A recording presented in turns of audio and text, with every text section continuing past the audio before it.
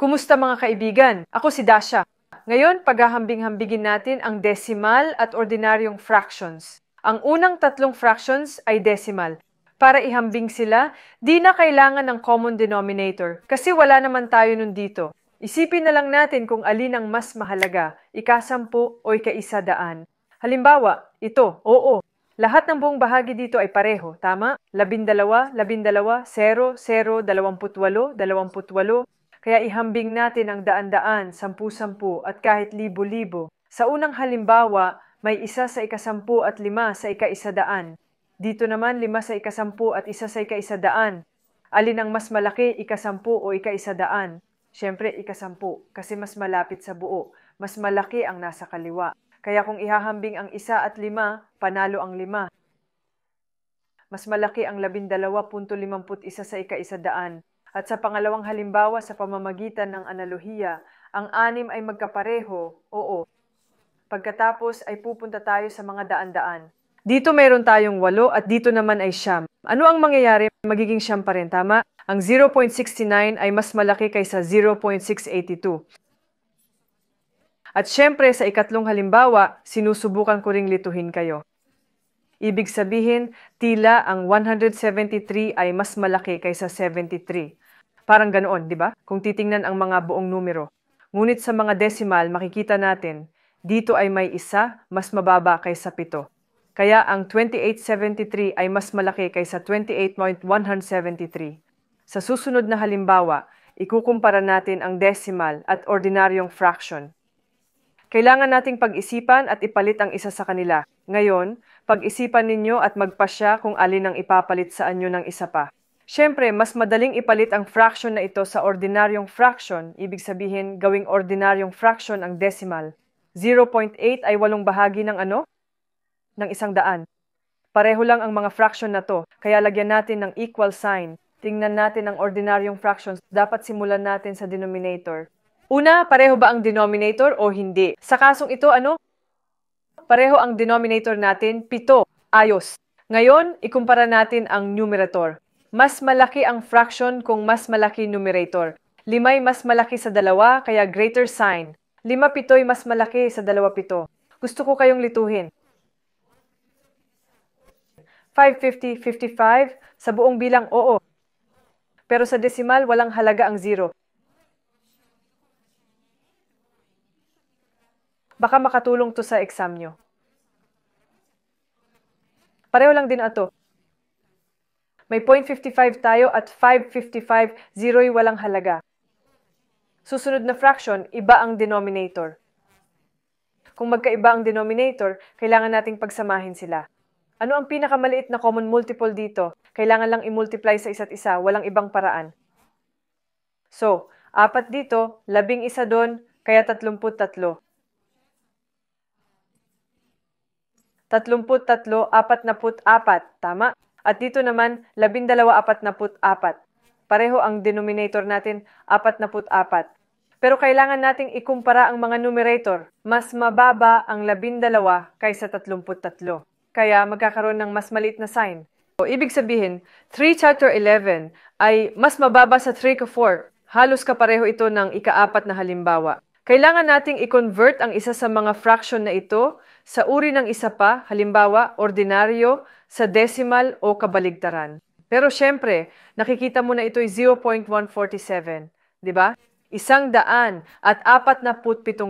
Ano ito? Pantay. Susunod na halimbawa, 1, 2 at 0.5.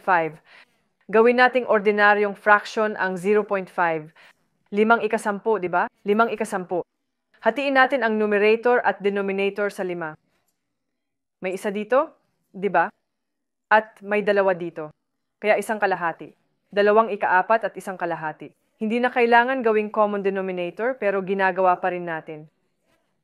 Pwede ring pasimplihin ang unang fraction. Hatiin natin ang 2 at 4 sa 2. Ano ang kalalabasan? 2 sa 2 ay 1, 4 sa 2 ay 2. Kaya 1 kalahati, tama. Pareho lang. Dito rin, pareho. 3 kapat at 5 8. Ano ang pinakamaliit na common multiple dito? 8 yon. Gawing 8 ang denominator ng 3 kapat. Ilan ang 8 na hinati sa 4? 2. Kailangan nating i-multiply lahat ng 2. 2 sa 3 ay 6 at dito ay 8. 4 na beses 2 ay 8. May 6 na ika-8 at 5 ika-8 tayo. Alin ang mas malaki? Pareho ang mga denominator. Napakaganda nito. Ngayon, ikumpara natin ang mga numerator. Mas malaki ang fraction kung mas malaki ang numerator. Mas malaki ang 6 kaysa 5. Mas malaki ang 3/4 kaysa 5/8. May 3 halimbawa ako ng negatibong numero. Subukan din natin dahil fraction din ito. Medyo naglalaro tayo ng negatibong numero dito. Anong nangyayari sa negatibong numero?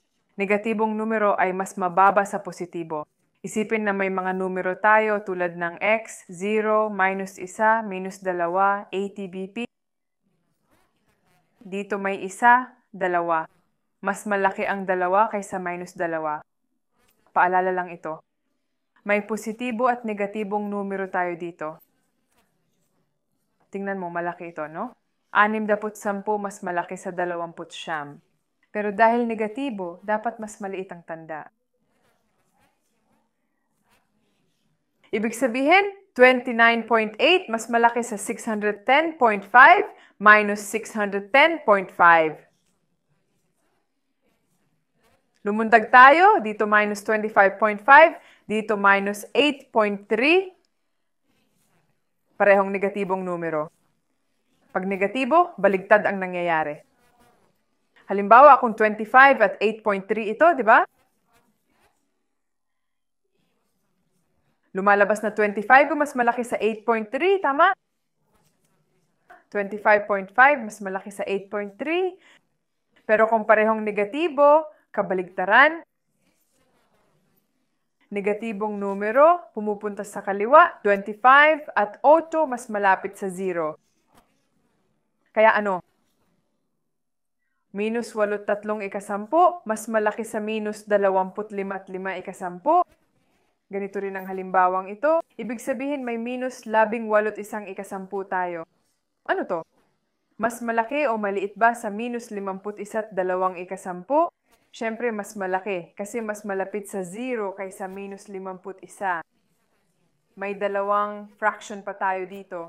Meron tayong 0.25 at isang kapat dito. Subukan nating isimplify ang 25 daan.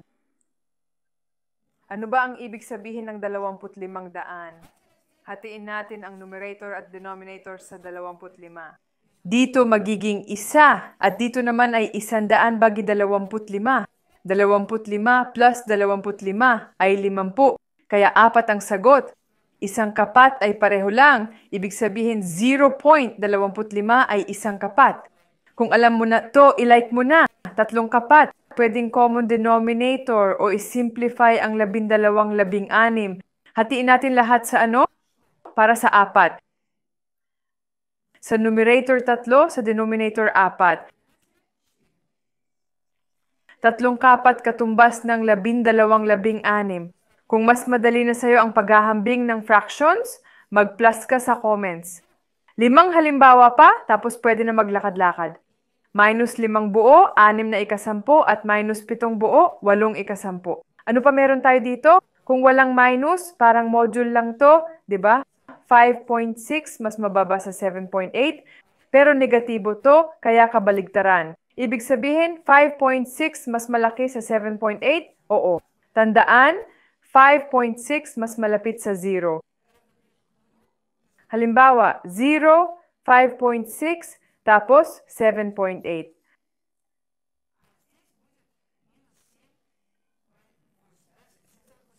Mas malapit sa 0, mas malaking numero.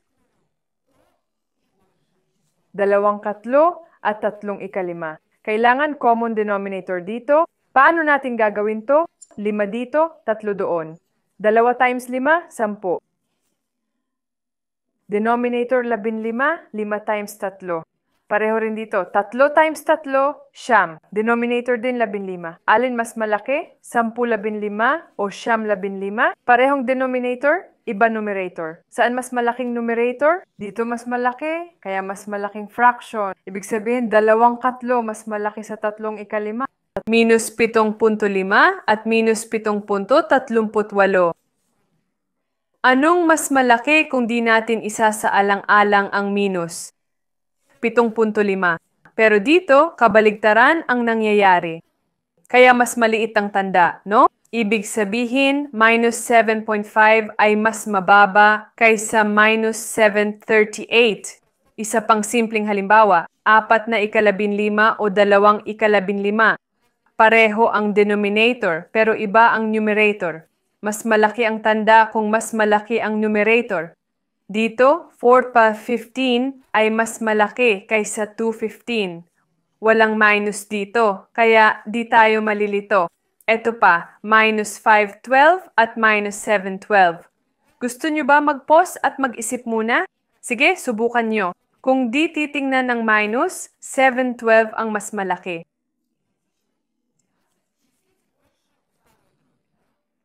Pero dahil negatibo, kabaligtaran yan.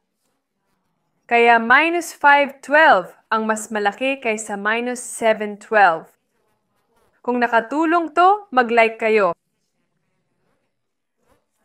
Sana masaya kayo. Paalam!